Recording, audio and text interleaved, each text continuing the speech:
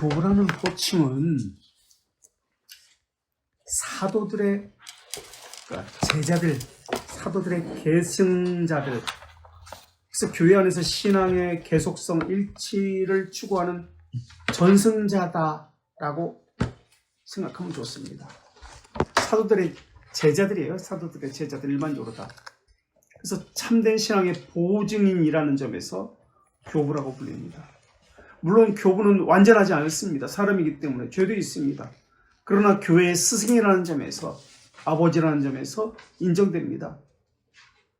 단 교부는 성경과 교회의 신앙 규범과 일치될 때에만 교회의 가르침에 대한 진정한 증인이 됩니다. 그래서 바실리우스는 교부 논증이라는 자신의 저서가 있는데 거기서 자기 의견을 뒷받침하기 위해서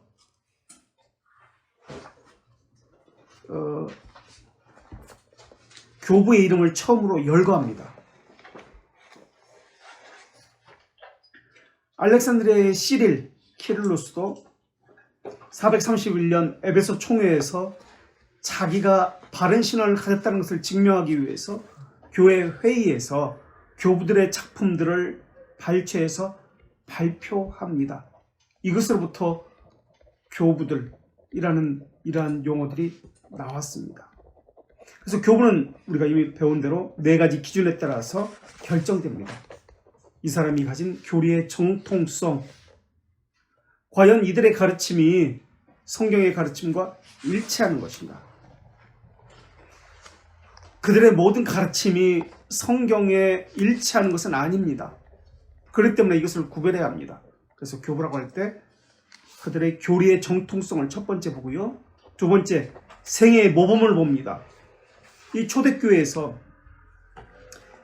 우리 측면에서 지금의 현지에서 그를 보는 것이 아니라 그 당시의 교회의 관점에서 모범적인 삶을 살았는지, 과연 존경을 할 만한 본을 보인 사람인지 생애의 모범을 통해서 두 번째, 이 사람이 교부도 아니다라는 것을 결정합니다. 그리고 세 번째, 교회의 승인, 그 사람과 그 사람의 생애, 삶 모범, 그 사람의 사상, 신학에 대해서 교회가 옳다라고 증언을 했을 때 그 사람은 교부가 됩니다. 그래서 네 번째, 고대성. 첫 번째는 교리의 전통성, 두 번째는 생애의 모범, 세 번째는 교회의 승인, 네 번째는 고대성. 그리고 이들은 초대교회 시기에 활동을 한 사람에 한해서 교부라고 이야기합니다. 그런데 우리가 서방교회 박사, 동방교회 박사라는 네 사람씩을 각각 이런 사람이 서방교회 박사다, 동방교회 박사다라고 이야기한 것은 우리 측에서 만들어낸 것이 아니고 동방교회 박사는 동방교회에서, 서방교회 박사는 서방교회에서 만들어냈는데 누가 만들어냈냐면 서방교회는 보니파치우스 8세 때 1295년에 이 사람이 선포한 거예요. 교황 보니파치우스 8세가 1295년, 우리 라틴 교부는 라틴어를 사용하니까 서방교회 암브로시우스, 히에로니무스, 아우스티누스, 대 그레고리우스가 교회 박사입니다라고 교회 박사라는 칭호를 부여한 겁니다. 그러자 동방교회에서는 교황 레오 5세가 1568년, 한참 후죠. 1568년에 우리 헬라 교부는, 헬라어를 쓰니까 동방교회 교부는, 헬라 교부는 아타나시오 대 바실리오스 나치안제노스 그레고리오스입니다. 대 그레고리오스입니다. 아타나시오스 대 바실리오스 나치안제노스 그레고리오스입니다. 몇 명이지? 하나, 둘, 셋. 요한 크리스토토모스까지, 나치안제노스 그레고리오스까지 다시 아타나시오스, 데바실리오스, 나치안 제노스 그레고리오스, 요한 크리소스토모스까지 교회 박사입니다. 곧 저 페이지에 나오죠? 그죠? 페이지 150쪽에 나옵니다. 라고 한 겁니다. 그래서 이때부터 동방교회, 서방교회가 4명의 위대한 교회 학자라고 존경하고요. 그거로부터 많은 예술품들이 쏟아져 나옵니다. 그래서 학문적 업적을 교회가 인정을 하고요. 또 이것을 그림을 그려가지고 또는 조각이나 이런 형상을 만들어가지고 사람들에게 전해지기 시작한 겁니다. 그럼 이 사람들만 교회 박사인가? 아닙니다. 또다시 18세기에 교회 박사를 만들어내기 시작합니다. 1722년에 세빌라의 이시도로스, 세빌라의 요한인가요? 또 1729년 페트로스 크리솔라구스, 1882년 여기는 안 나와요. 알렉산드리아 시릴로스, 예루살렘의 시릴로스, 1890년 다마쿠스의 요한, 그리고 1920년 시리아의 예프롬 교회 박사로 계속해서 교회 박사가 만들어집니다. 그래서 우리가 중세교회를 배울 때 교회 박사가 또 있네 라는 것을 알게 됩니다. 그래서 교부라는 용어가 이제 점점 자리 잡아가면서 로마 가톨릭과 개신교에서는 서로 다른 교부라는 용어에 대한 정의가 생기기 시작합니다. 그래서 교부학, 파트리스틱, 17세기부터 조직신학, 성서신학, 역사신학, 조직신학을 교의신학이라고도 이야기하죠. 성경에 관한 학문, 성서신학 또는 성서학, 주경신학 이렇게도 부릅니다. 성경과 관련, 구약 신약에 관련된 것을 주경신학 또는 성서신학 이렇게 불리고요. 조직신학, 교의신학 또는 조직신학이라고 불리고요. 또 역사신학, 교회 사적인 것을 역사신학이라고 불리고요. 또 실천적인 것, 예배, 전도 이런 것을 실천신학이라고 불립니다. 이렇게 분류가 나뉘어지는데 또 뭐가 있죠? 실천신학, 조직신학, 기독교 교육학, 이것도 뭐 사실 나중에 나온 것이지만 어쨌든 이러면서 교부들의 교의학이라는 것이 나오게 됩니다. 그래서 교부들만 가지고 교부학이라고 이야기합니다. 그리고 교부론이 있습니다. 교부론라는 교부학이 있고 교부론이 있는데 이것은 루터파 요한네스 게르하르트가 교부론이라는 책을 7권짜리를 쓰면서 처음으로 역사적으로 문헌적으로 교부론이라는 것을 연구하게 됩니다. 교부론이라는 이름을 쓰게 됩니다. 그래서 교회 아버지들, 교부들의 생애와 또 그들의 작품을 연구하면서 교부론이라는 것이 만들어지게 됩니다. 그런데 우리는 로마 가톨릭은 이렇게 구분하지만 우리는 이것을 하나로 부릅니다. 그래서 교부학, 교부신학 이런 말을 쓰지 않고 이거는 로마 가톨릭이나 루터파에서 쓰는 용어고 우리는 그냥 역사신학 또는 교의신학 내에서 이것을 하나로 교부학, 교부신학 또는 교부론 이런 개념이 없이 이렇게 쓰고 있습니다. 교부학의 과제는 4가지를 가지고 이야기합니다.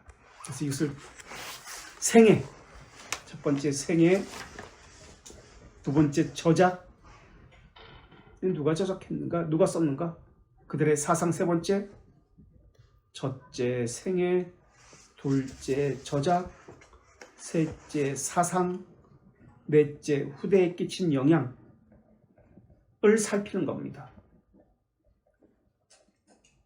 개신교에서는 이 교부학이라는 독자적인 영역은 없습니다. 역사신학이나 조직신학에 포함되어서 다룹니다. 근데 우리가 종교개혁사를 지금 공부하고 있습니다. 초대교회에서 물론 공부하고 있지만 주일에는 종교개혁서를 공부하는데 이때 어떤 인물의 칼빈에 대해서 공부할 때 어떻게 다루고 있죠? 루터에 대해서 공부할 때 이런 개념을 가지고 다루고 있어요. 첫째, 생애. 둘째, 저작. 셋째, 루터의 사상. 넷째, 루터가 후대에 끼친 영향. 교부를 연구하는 것과 똑같은 것을 가지고, 똑같은 개념을 가지고 이렇게 우리가 살펴보고 있습니다. 그래서 교부를 바라보는 관점, 이것을 통해서 각 시대 인물들을 바라보고 연구하는 것, 이것을 우리가 이렇게 하고 있습니다. 바울은 고린도 교회에 편지를 썼습니다. 이때 편지를 쓰면서 뭐라고 썼냐면 고린도 전서 11장에 내가 받은 것은 먼저 너에게 전하였노니 이는 성경대로 그리스도께서 우리를 위해서 죽으시고라는 말씀입니다. 바울은 고린도 교회에 이것을 쓰면서 내 것이 아니다라고 씁니다. 나도 받은 것이라고 씁니다. 나도 받은 것인데 이것을 너희에게 전해준다라고 썼습니다. 첫 번째, 이것의 의미는 내가 받은 것이 바로 복음인데 여기는 특별한 의미가 있는 것입니다. 개인적으로 맞는 것이 아닙니다라는 뜻을 가지고 있습니다. 특별한 의미가 있다는 뜻을 갖고 있습니다. 나는 전해받은 것을 가지고 있습니다. 그 전해받은 것을 보관하는 것이 내 책임입니다. 그리고 그것을 잘 보관해서 변질되게 하지 않아야만 합니다. 그리고 변질되게 하지 않게 잘 보관한 그것을 다른 사람에게 전해 주어야 합니다. 라는 개념을 가지고 있습니다. 내가 받은 것을 전해 줍니다. 라는 개념입니다. 나도 받은 것입니다. 나만 가지고 있는 것이 아닙니다. 나는 내가 받은 것을 잘 보관해야 할 뿐만 아니라 다른 사람에게 전해 주어야 할 사명이 있습니다. 그게 복음입니다. 그게 우리입니다. 그렇기 때문에 우리는 전도자고 진리의 전달자입니다. 라는 개념을 가지고 있습니다. 교부들이 바로 그런 거예요. 나는 사도들에게 받았습니다. 변질되지 않도록 이것을 잘 보관합니다. 그래서 나는 이것을 다른 사람들에게 그대로 전해줍니다. 첫 번째 의미입니다. 두 번째, 사도 바울은 내가 받은 것을 먼저 너에게 전하였노니 라고 하고 있습니다. 사도 바울은 이것이 바로 성경적이다 라는 것을 강조하고 있습니다. 그러면서 내가 받은 것을 너에게 먼저 전하였노니 이는 성경대로 그리스도께서 우리 죄를 위해서 죽으시고라고 말씀하고 있습니다. 바로 이것이 성경적이다 라는 것을 강조합니다. 내가 받은 진리를, 내가 만드는 진리가 아닙니다. 내가 꾸며내서 고하는 물이 아닙니다. 내가 받은 그 진리를, 그것을 그대로 보관해서 그대로 다른 사람에게 전해주는 겁니다. 나는 여기에 더한 것이 없습니다.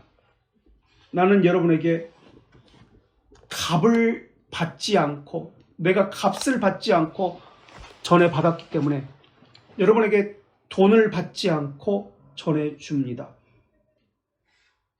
그런 개념이에요. 돈을 받고 파는 개념이 아니에요.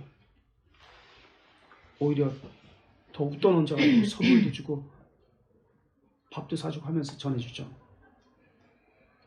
돈 받고 파는 것은 사기꾼입니다.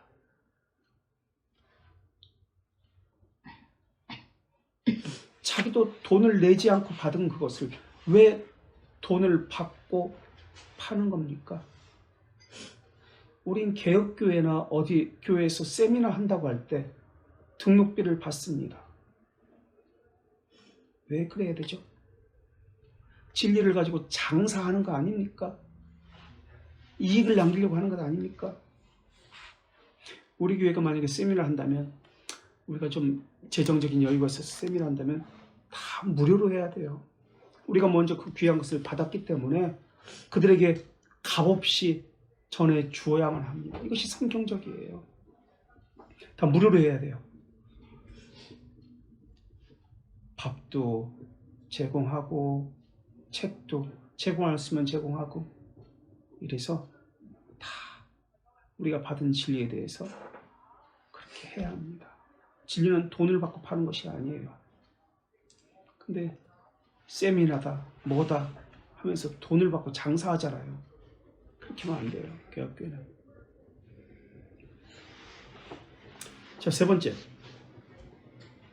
성경적이라고 바울은 이야기합니다. 성경적이라는 말에는 그 내용까지 포함하고 있다는 말입니다.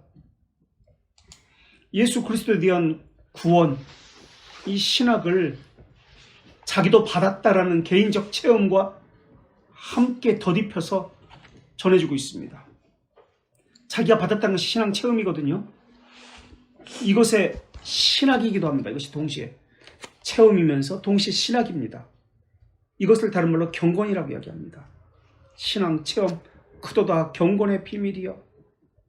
이것에 대해서 믿고 고백하고 그런 삶을 살겠습니다 라는 개념을 가지고 세례를 받습니다.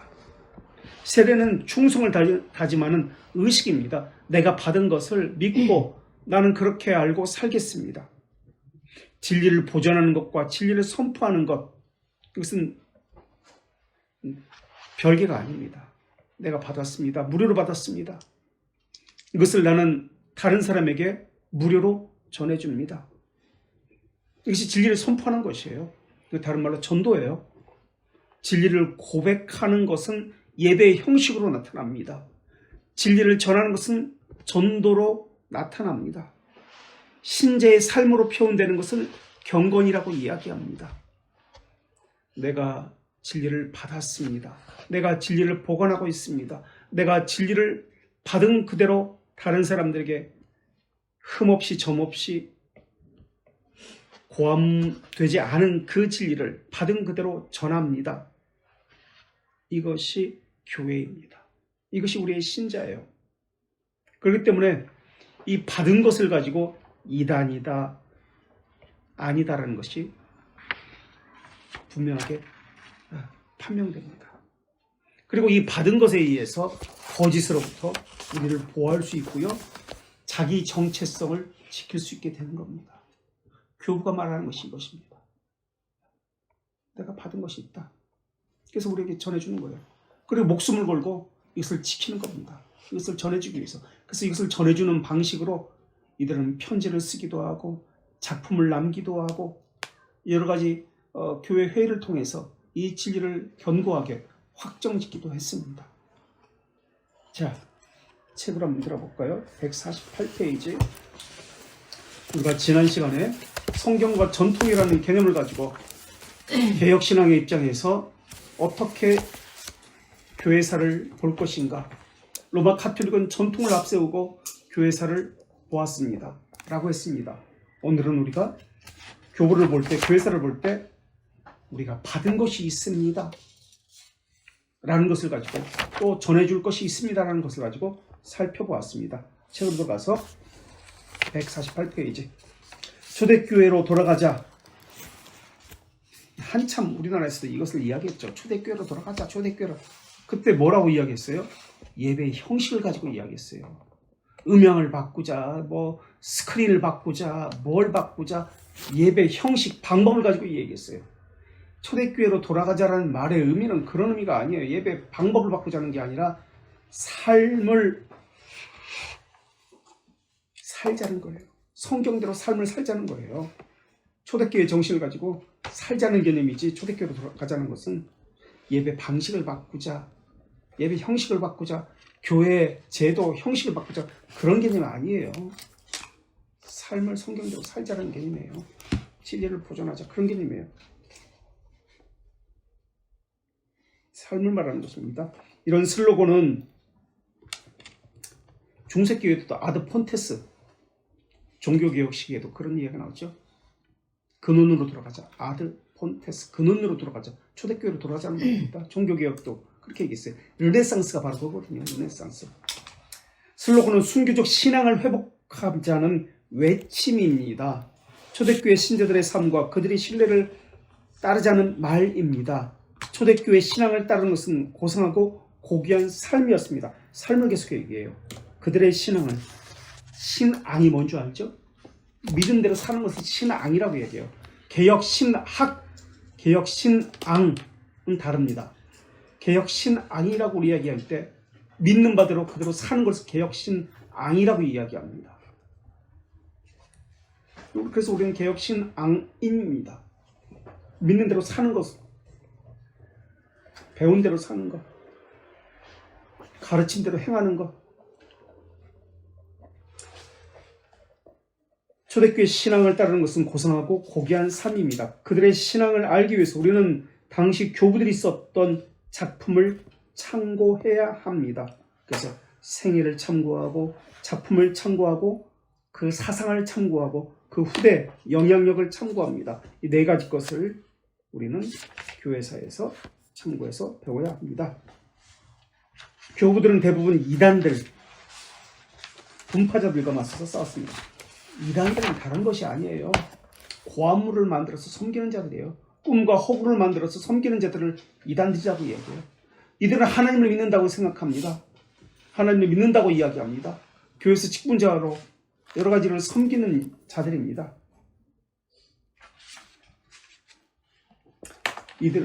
교부들은 이단과 분파자들과 맞서서 싸웠습니다. 분파자들, 분리라는 개념, 분열이라는 개념, 우리가 처음 교회 왔을 때 배웠죠? 두 가지 것이 있습니다. 하나는 디스랍션이라는 단어가 있고요. 또 하나는 스키즘이라는 단어가 있습니다. 스키즘의 분열, 분리는 정책인 문제를 가지고 서로 의견이 다르기 때문에 교리적인 문제가 아닙니다. 정책인 문제를 가지고 서로가 다투고 분리하는 것을 스키즘이라고 이야기합니다. 디스랍션은 그냥 너무 교회가 많아.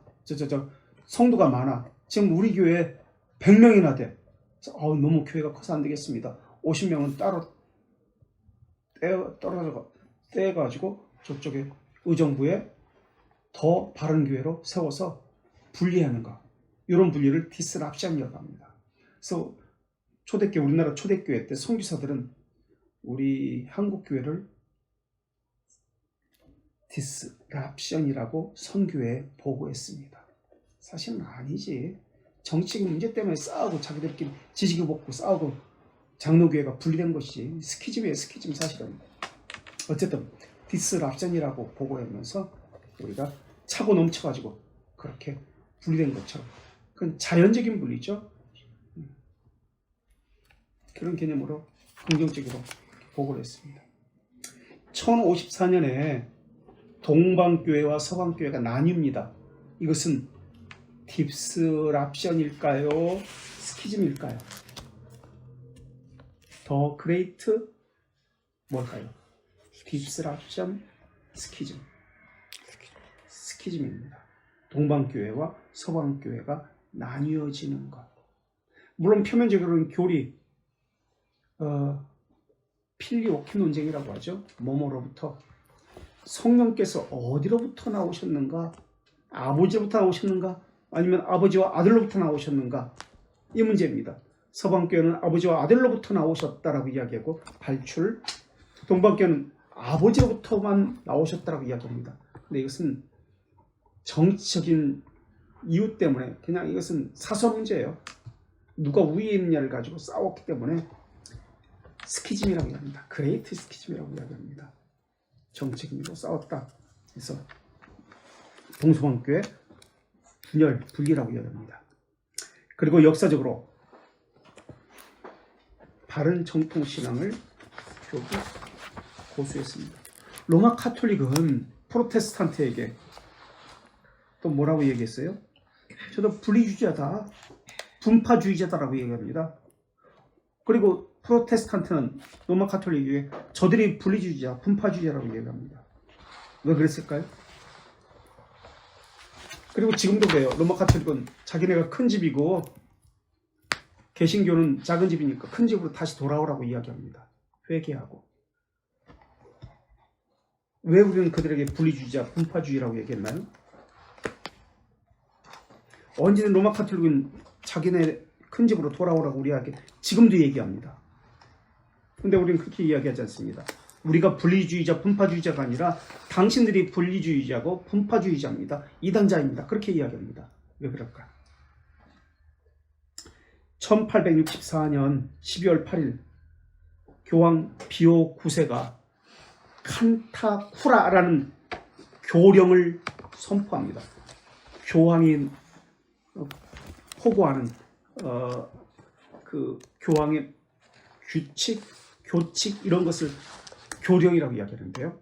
그럼 한번 교황이 이야기하면 이것은 로마 가톨릭의 법이 되는 거예요.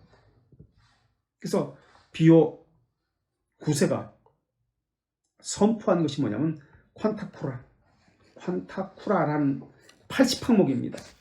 여기에 보면 80항목 중에 17항목, 18항목을 보면 이런 이야기가 있어요. 예수 그리스도의 참되고 유일한 교회는 로마 가톨릭 밖에서는 찾아볼 수 없다. 로마 가톨릭 밖에서는 구원도 소망도 없다. 그 자기들 믿어야 구원받는다는 거예요. 로마 가톨릭 믿어요. 그리고 54. 왕들과 군주들도 로마 가톨릭의 사법권에서 면제될 수 없다. 사법권의 모든 의문도 로마 가톨릭의 교회법에 종속된다. 그러니까 세상법도 교회법에 종속되어야 한다는 거예요. 국가의 왕과 대통령도 교회법에 따라서 그렇게 정죄를 받는다라고 이야기해요. 이게 로마 가톨릭의 그 교령이에요. 이런 것을 들으면서 도대체 누가 분리주의자인가? 우리 프로테스탄트는 누가 독재자인가? 독선주의자인가? 이렇게 프로테스탄트는 맞섰습니다. 자, 계속해서 봅시다.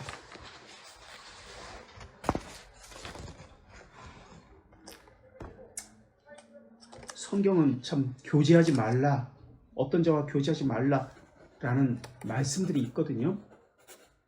첫째, 성경에서 교제하지 말라라고 말할 때 불신자와 교제하지 말라라고 말씀하고 있습니다.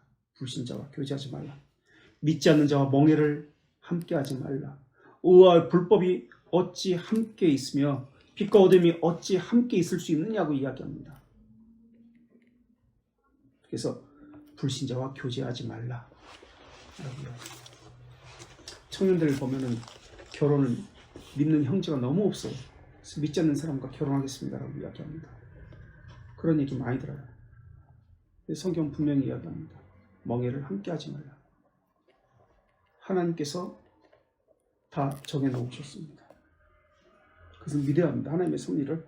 둘째, 성경은 이단자와 교제하지 말라라고 이야기합니다. 이단자와 교제하지 말라.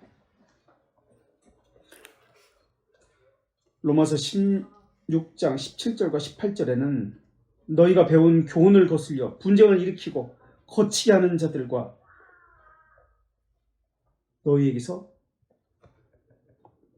저희에게서 떠나라라고 이야기합니다.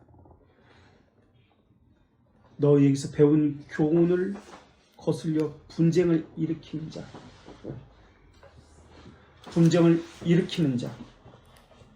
그리고 거치게 하는 자들, 그들을 너희가 함께하지 말라, 그들과 분리하라 라고 이야기합니다. 세 번째로,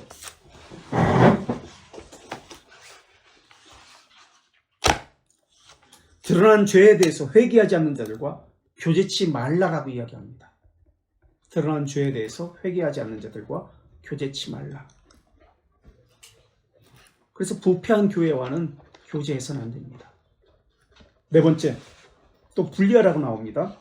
어떤 자들과 분리하냐면 사도들의 교훈을 고의로 어기는 자들, 교회의 질서를 고의로 어지럽히는 자들과 교제하지 말지니라라고 말씀하고 있습니다. 이 네 가지 부류와 분리하라라고 이야기합니다. 이단자, 회개치 않는 자, 사도들의 교훈을 어기고 교회 질서를 어기는 자, 불신자, 이런 자들과 분리하라고 이야기합니다. 왜 분리하라고 말씀하고 있습니까? 첫째, 교회의 본질 때문에 그렇습니다. 교회는 구원된 자들의 모임입니다. 거룩한 모임입니다. 참된 성도라면 성경적 교리를 믿고 성경적 교훈에 순종할 것이기 때문에 그렇습니다. 교회 본질을 지키기 위해서 그렇습니다. 그래서 그들과 교제하지 말아야 합니다. 두 번째, 교회의 순결성 때문에 그렇습니다. 교회는 거룩한 모임입니다. 그렇기 때문에 뻔뻔한 불신앙자, 고의적 불순종자를 용납해서는 안 됩니다. 그리고 세 번째, 교제를 끊어야 되는 이유는 악의 전염성 때문에 그렇습니다. 적은 누룩이 온 동이에 퍼지는 것이 아니냐라고 이야기합니다. 사소한 것, 아주 소수의 사람이지만 이것이 온 동이에 퍼지는 것이다 라고 말씀하고 있기 때문에 조금 더 허용해서는 안 된다는 것이 성경의 가르침입니다. 네 번째, 그들과 분리해야 하는 이유는, 교제하지 말아야 하는 이유는 하나님의 이름의 명예와 영광 때문에 그렇습니다. 하나님의 이름의 거룩하심을 위해서, 영광을 위해서 거룩성을 지켜야 합니다. 그렇다면 어떻게 분리해야 하는 것입니까? 분리의 방법이 성경엔 뭐라고 말씀하고 있습니까? 이건 지금 우리가 권위가 관련된 것을 계속해서 이야기하고 있습니다. 첫 번째, 사람의 이름을 정확히 이야기하여 경계해야 합니다. 이 성경적입니다. 누구의 이름을 꼭 집어서 이야기하는 것. 사도 바울도 그렇게 했고 사도 요한도 꼭 이름을 집어가지고 지목해서 그들과 사귀지 말라, 교제하지 말라고 가르치고 있기 때문에 그렇습니다.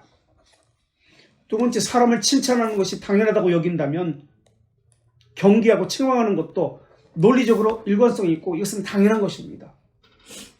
그렇기 때문에 성경에 가르치기 때문에 이것 역시 책망하는 것 당연한 것입니다.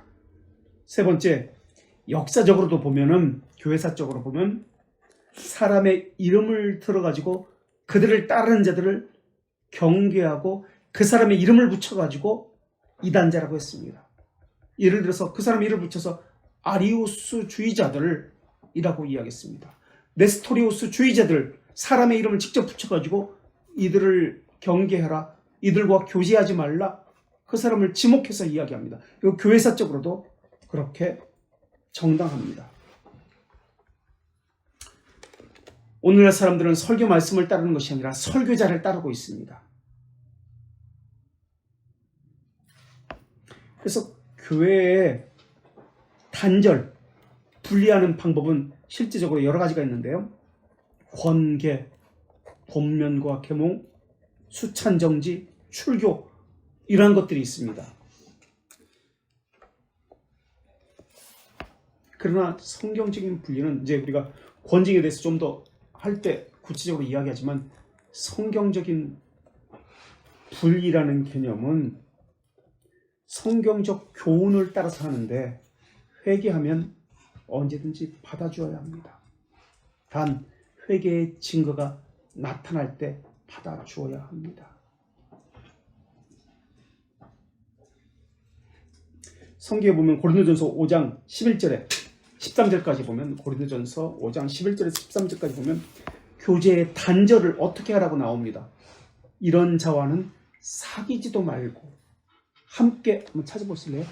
고린도전서 5장 11절부터 13절 한번 읽어주세요. 어떻게 하라고 나옵니다. 이런 자들과 어떻게 하라, 어떻게 단절하라. 이단자, 불신자, 교회 질서에 순종하지 않고 어기는 자들, 이런 사람들에게서 어떻게 하라. 이제 내가 너희에게 쓴 것은 만일 어떤 형제라 일컫는 자가 음행하거나 탐욕을 부리거나 우상 숭배를 하거나 모욕하거나 술 취하거나 속여 빼앗거든 사귀지도 말고 그런 자와는 함께 먹지도 말라 함이라. 밖에 있는 사람들을 판단하는 것이야 내게 무슨 상관이 있으리요마는 교회 안에 있는 사람들이야 너희가 판단하지 아니하랴. 밖에 있는 사람들은 하나님이 심판하시려니와 이 악한 사람은 너희 중에 내쫓으라. 예. 근데 우리는 어떻게 해요? 내쫓기는커녕 함께 교제하고 함께 밥을 먹습니다. 그렇게 해야 하는 것이 그리스도인이라고 생각합니다. 그러다 보니까 불순종하는 것, 교회 질서를 어기는 것을 대수롭지 않게 여깁니다. 이것이 누룩이 되어 온 교회에 영향을 끼치게 됩니다. 그래서 권징과 분리라는 개념을 분명하게 성경에서는 가르쳐주고 있습니다. 그래서 우리 교부들은 이단자와 분파자들과 역사적으로 바른 신앙을 고수하기 위해서 맞서서 싸웠다는 것을 지금 이야기하고 있습니다. 자, 이해를 돕기 위해서 그 다음 교부들은 세 부류가 있습니다. 교부들은 1세기부터 6세기에 걸쳐서 5세기 보통 그렇게 이야기하고 6세기 기독교 신앙과 신학의 주축들로 온 지도자들을 일컫습니다.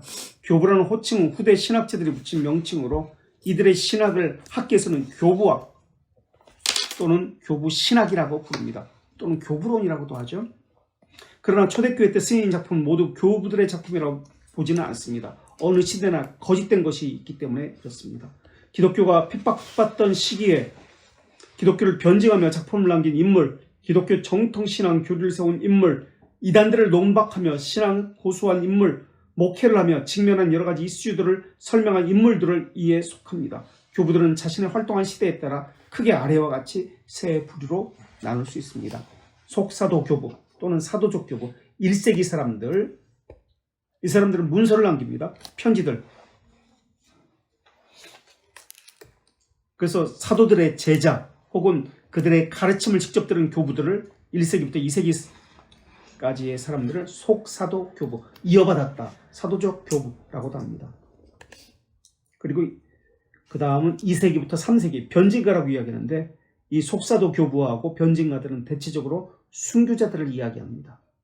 그래서 2세기부터 3세기 이 속사도 교부와 변증가를 전기 니케아 교부라고도 이야기합니다. 니케아 범정교 이전의 사람들 325년. 그래서 이 사람들은 책을 씁니다. 앞에는 문서를 남겼다면 편지를 남겼다면 이 사람은 작품을 씁니다. 그리고 이 사람들은 예수님의 제자의 제자, 속사도의 제자들을 이야기합니다. 예를 들면 폴리캅의 사도 요한의 제자가 폴리캅인데 폴리캅의 제자 이레니우스 같은 사람들. 그 다음 4세기 5세기 제일 중요한 것이 후기 니케아 교부들인데요. 니케아 범정교 이후의 교부들 4세기에서 5세기 사람들. 이 사람들은 교리 논쟁자들입니다. 교리의 논쟁자.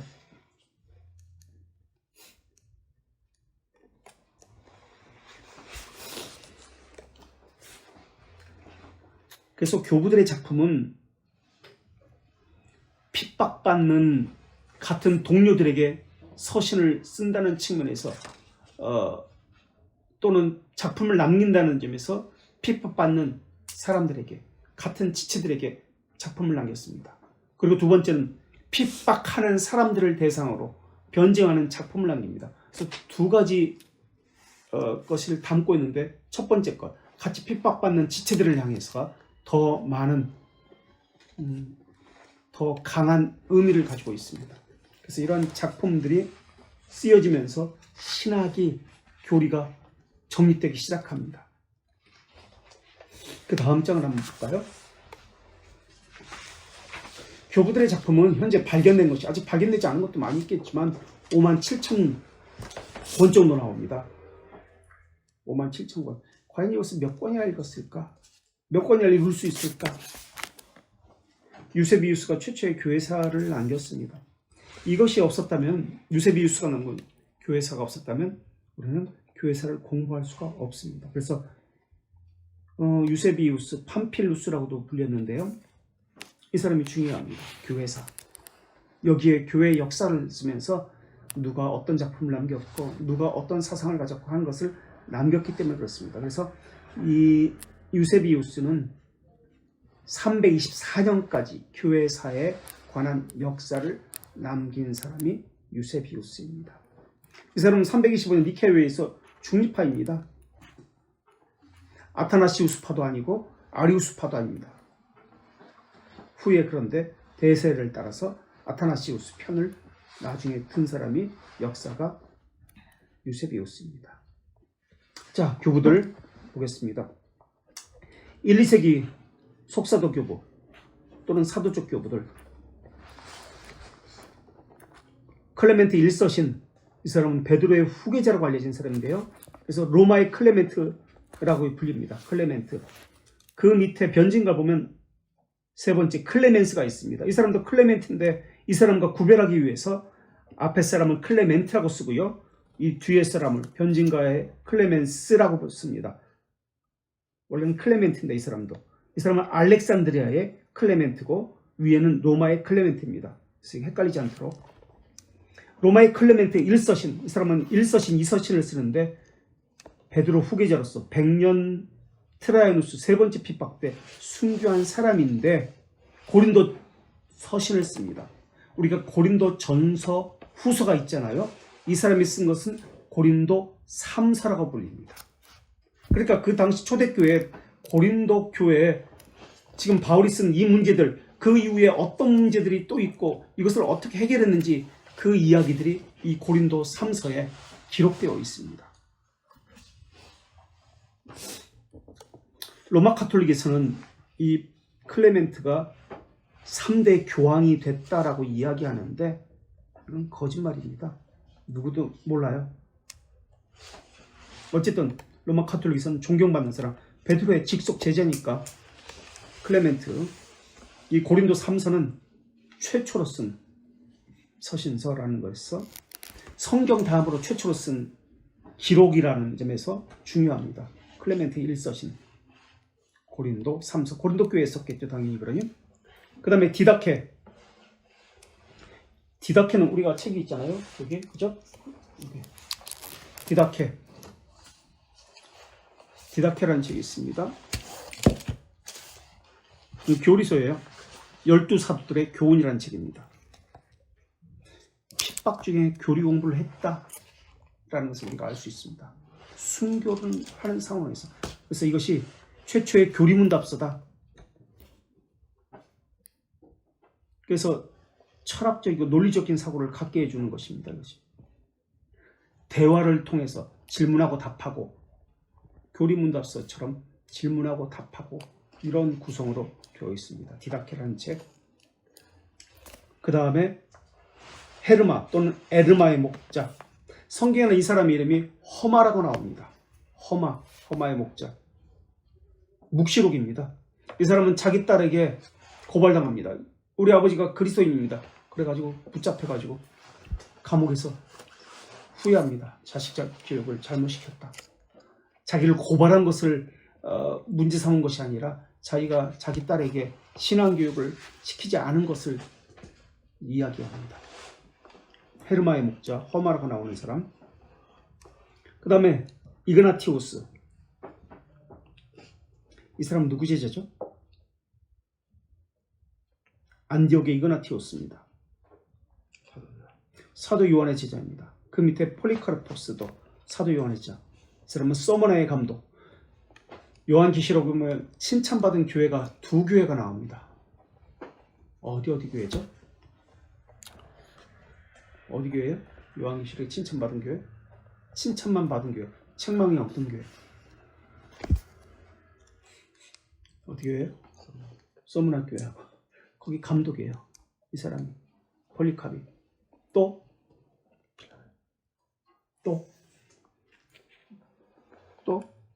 그 교회 이름이 많이 있는데 그 이름을 따가지고 교회 이름을 짓는데 서문학 교회보다도 그 교회 이름이 더 많던데 어떤 지명도 있는데 미국에 그 지명이 뭐죠?